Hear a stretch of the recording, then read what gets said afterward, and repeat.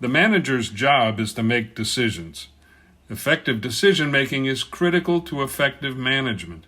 In this episode, we discuss the process of good decision-making. Hi, I'm Rick Kendall. And I'm Fred Ball. Welcome to Management Mastery. The purpose of these podcasts is to share what each of us has learned about good and bad management in our combined over 40 years of experience, both as managers and executive coaches. During that time, we've coached managers at every level in companies from Fortune 100s to brand new startups in all major businesses, including nonprofits, government, and education. So whether you're just starting in your first management position or are an experienced manager looking to strengthen your management skills, we know our podcast will be valuable to you. There are a number of significant steps in the decision-making process. First is identifying a problem and clarifying a question. Next is gathering information and understanding the timeline. Weighing the evidence by balancing the data with intuition and experience and knowledge. Choose the best option, implementing the decision, and evaluating the decision. Decisions can involve deciding whether or both what needs to be done and or how to get it done. In any of these cases, the decision-making involves the same steps.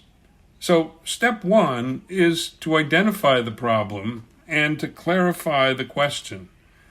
This phase is especially important where there may be more than one right answer, or where there are a number of key factors involved in the decision, or where there could be serious negative consequences for making the wrong decision. So when facing a problem or making a decision, the first step is to determine the question or questions that need to be answered. Now, this sounds obvious, but all too often bad decisions are made because the manager misunderstood the issue or the problem to be addressed in the first place. I'm aware of situations like that. One of the things that you want to do is you want to involve your staff. It's critical for involvement, understanding, and buy-in. And that buy-in is really important. You want to inform your staff that there is a problem and help everyone understand what it is.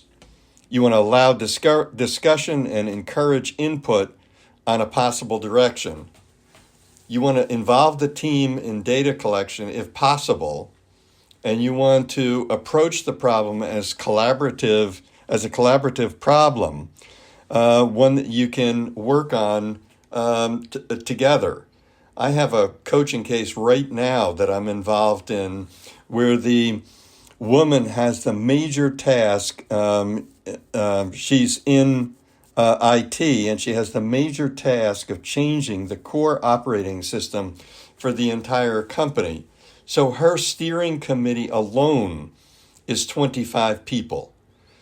And what has to happen is that she needs to do all of the things that we talked about, involving them, helping them to understand what is happening and why it's happening, and then get the various people to be involved in being helpful as they move forward.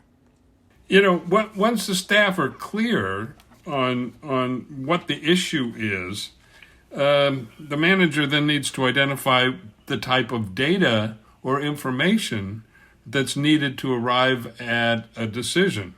This can involve external sources like articles and Google searches or social media, government reports. It really depends on the business and the issue. But then also internal research like observation and analysis from the frontline staff. I think all too often the home office folks don't pay close enough attention to the people out in the field. There's often this dichotomy between the central staff and the field staff, and the good manager needs to be plugged into both of those. And it could help to ask to get help from staff members who are interested in the problem and who don't work on the function all the time. So sometimes a new perspective is very helpful. And then the tracking of transactions or other data that is readily tracked. Again, sometimes there's information available that just isn't used because nobody thought to use it. And then just talk to knowledgeable people about what's going on, and including your boss if they're knowledgeable. But don't assume they're not. I mean, you always want to ask people what they think about an issue, and sometimes you'll get a great different perspective. Then what you want to do as you're gathering the information, you need to determine with staff who's going to work on which part of the data collection, when what they're doing is due. And this may be an opportunity for one of your rising staff members to oversee the process. This kind of a situation can be great for seeing who has potential and giving them an opportunity to be involved in a problem where they can really learn something about the management function. So it can be very possible. It can be very positive. It's also important to have a clear understanding of the time frame. Often the solution doesn't have to be immediate. So that's where, if the problem is more complex, and the one that I described earlier, where the IT person has a steering committee of 25 people, that's basically a 2-year project. 1 year they're going to do things in the United States, and the next year they're going to do things in the rest of the world. So and other times the time frame may be right now. So you've got to know that and understand that. Right, and regardless of the time frame, you want to both weigh the evidence by balancing the hard data that you get with what some people call intuition, other people call common sense, and it's very important that you not ignore your gut instincts, but not be totally dependent on them.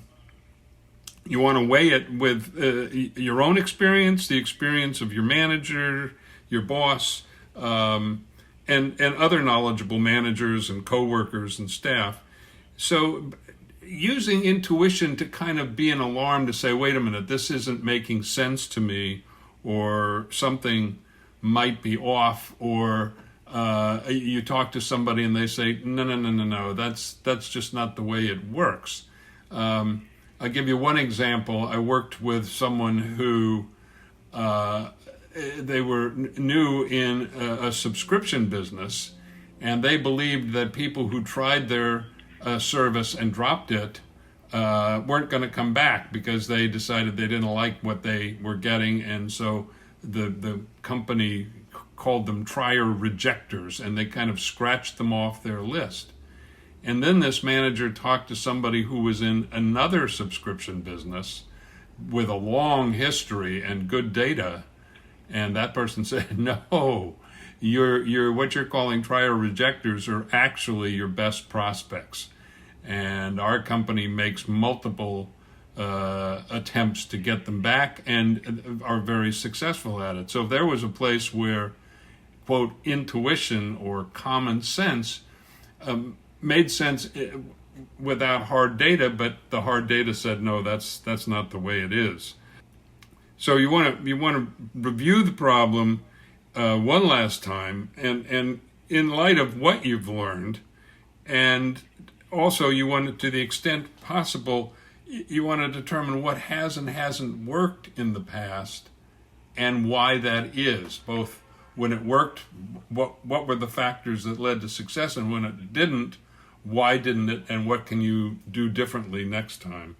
One of the interesting things that you were talking about is the use of intuition, and sometimes you'll get a younger manager who feels that they need to make a decision, and they will use their experience, their knowledge, and their intuition, but they'll cut short on the data. And in another, which is not always good. And in another case, someone gets too involved in the data, and gets locked down before a decision is made.